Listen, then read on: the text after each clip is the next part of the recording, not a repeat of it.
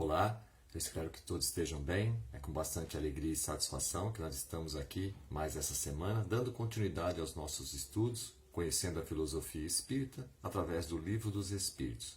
Ainda na parte segunda dos Espíritos, do mundo espírita ou mundo dos Espíritos, nós estamos tratando o capítulo 2º, onde nós falamos da encarnação dos Espíritos, o objetivo da encarnação. Na questão 134, Kardec faz uma pergunta aos espíritos. A pergunta é a seguinte: que é a alma?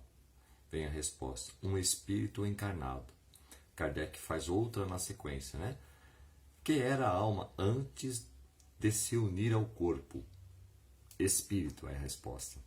Em sequência ele faz outra, né, pergunta: as almas e os espíritos são, portanto, idênticos, a mesma coisa? Vem a resposta: sim. As almas não são senão os espíritos, antes de se unir ao corpo. A alma é um dos seres inteligentes que povoam o mundo invisível, os quais temporariamente revestem um invólucro carnal para se purificarem e esclarecerem.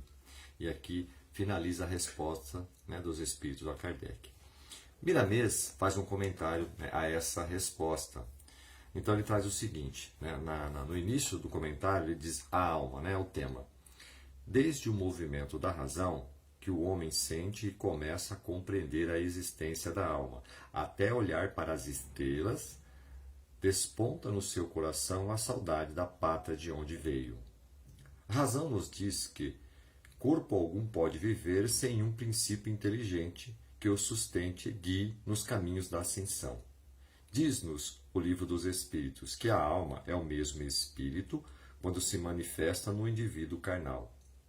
Há outros espiritualistas que chamam de alma o perispírito, e é nesse sentido que alguns afirmam que a alma morre, devido ao perispírito ser desintegrado quando o espírito ascende a mundos superiores. Devemos deixar essa polêmica de lado e fazer como os espíritos que assistiram a Kardec, chamando o espírito de alma quando carne. Quando dizemos espírito, nos referimos àquele livre princípio divino, imortal, por ter saído da imortalidade, portador da consciência, atributo do espírito em consonância com a consciência soberana, né? A doutrina espírita, que tem a missão sagrada de reviver o cristianismo puro, revela aos homens muitas particularidades do mundo espiritual, na gradatividade que a humanidade pode suportar. O cristianismo é crescente, não teme o progresso, porque apresenta uma filosofia avançada no tempo, disseminados os conceitos de Jesus em dimensão da verdade. O Espiritismo sempre pesquisa e usa a mediunidade para registrar os fenômenos, sustentando que ninguém morre e que a vida continua em toda parte. Ele mostra com mais evidência a lei da reencarnação, como sendo a justiça do Criador.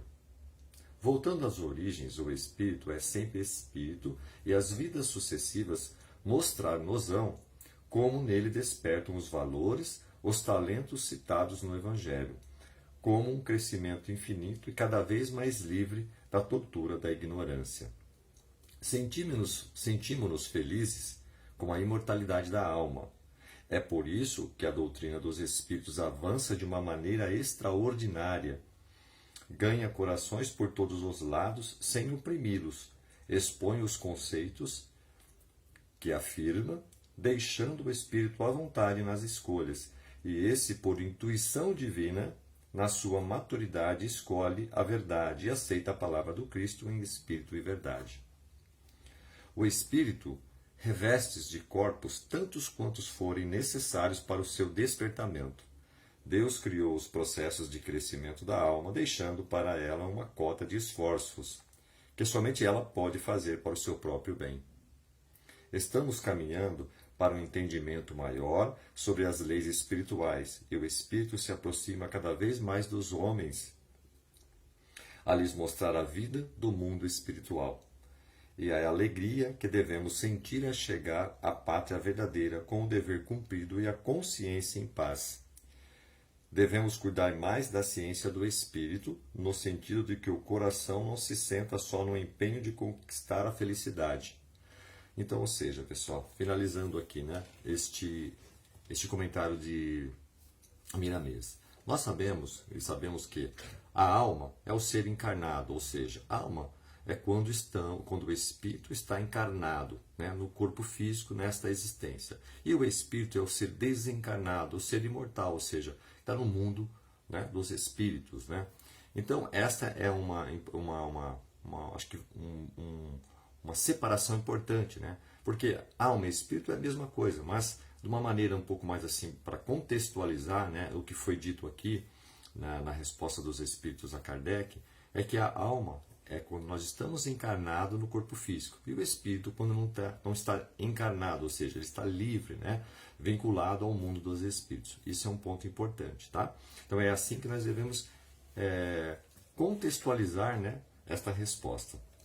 Do ponto de vista, como foi dito aqui, nós temos o conhecimento gradativo. Então, à medida que o espírito que foi criado simples e ignorante por Deus, ele vai avançando, ele vai aprendendo, ele vai evoluindo, muitos conhecimentos vão chegando até nós. E à medida que esses conhecimentos vão chegando até nós, nós vamos nos despertando e vamos tendo esse entendimento que viemos, né? Fomos criados simples e ignorantes, e a cada nova oportunidade, através das sucessivas existências, o espírito vai aprendendo e vai fazendo aquele esforço próprio, como foi dito, né?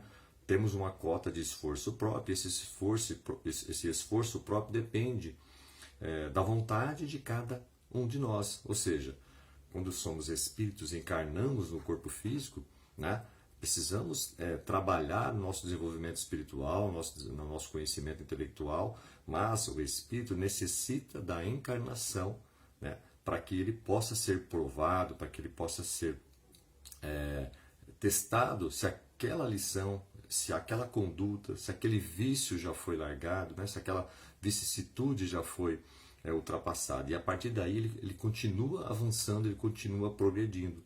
Lembrando que todos nós fomos criados simples e ignorantes. Então, como foi dito, na medida que nós vamos avançando, nós vamos compreendendo as leis divinas que são imutáveis. Por exemplo, né, como foi reforçado aqui, a lei da reencarnação. Tá? A lei da reencarnação, ela existe justamente para dar a oportunidade para que nós possamos, a cada nova existência, né, fazermos o nosso ajuste, fazermos a nossa transformação comportamental diante de situações que talvez em existências anteriores ainda não tínhamos condições de suportar, passar por elas. Hoje, já mais experiente, mais vivido, e isso vem de acordo com a maturidade espiritual, conseguimos passar pelas provações porque fomos preparados, né? Fomos evoluindo grau a grau naqueles mesmos erros, até que um momento despertemos-nos diante daquele erro, diante daquela provação, e conseguimos dar um passo além. E isso nos traz o livre-arbítrio, porque a lei da reencarnação, ela existe para todos nós. E junto com ela existe o livre-arbítrio, ou seja, o poder das escolhas que temos. Podemos escolher fazer tal coisa, podemos escolher deixar de fazer tal coisa. E isso nos traz responsabilidades. E através dessas responsabilidades é que possamos, né, graduar o espírito. A cada um será dado conforme o seu próprio esforço, com o próprio mérito de cada um. Ou seja, na medida que as responsabilidades elas vão sendo mais assim interiorizadas dentro da existência espiritual, nós sabemos que quando fazemos o bem, ou quando deixamos de fazer o bem, ou quando praticamos o mal, né, isso nos traz responsabilidades, e através disso devemos fazer o ajuste, né, a transformação moral, a transformação intelectual. Então, todos fomos criados simples e ignorantes, e a reencarnação é a oportunidade que nós temos, né, de avançar. Então, o espírito, uma vez que ele está encarnado, podemos até chamar de alma, mas intrinsecamente é a mesma coisa. A diferença é que estamos no corpo físico, né? E já o espírito que não está mais encarnado está no mundo dos espíritos, que ele também continua progredindo em outras esferas e até mesmo em outros mundos, de acordo com o seu grau evolutivo, né? Hoje o planeta Terra dá a oportunidade para que nós, ainda na nossa inferioridade, temos que habitar mundos, né, semelhantes ao nosso, para que possamos passar pelas provações, né, e através delas irmos evoluindo gradativamente na medida que o espírito desperta para sair daquela condição inferior que ainda o prende, né, em determinadas lições, para que nas próximas existências ele consiga habitar mundos mais superiores. Mas isso só será possível na medida que o espírito ele vai se ganhando essa maturidade e passando pelas diversas provações. Então, eu acho que foi aqui um ponto importante, essa distinção, né? Que a alma é espírito, mas nós sabemos que de uma certa forma está ligado em si, né? A alma e o espírito, porém quando estamos encarnados, né? Se diz que temos a alma, e quando nós estamos encarnados no corpo físico, o espírito ele está livre, né? Ele não está vinculado a nenhum tipo de invólucro, então ele tem, né?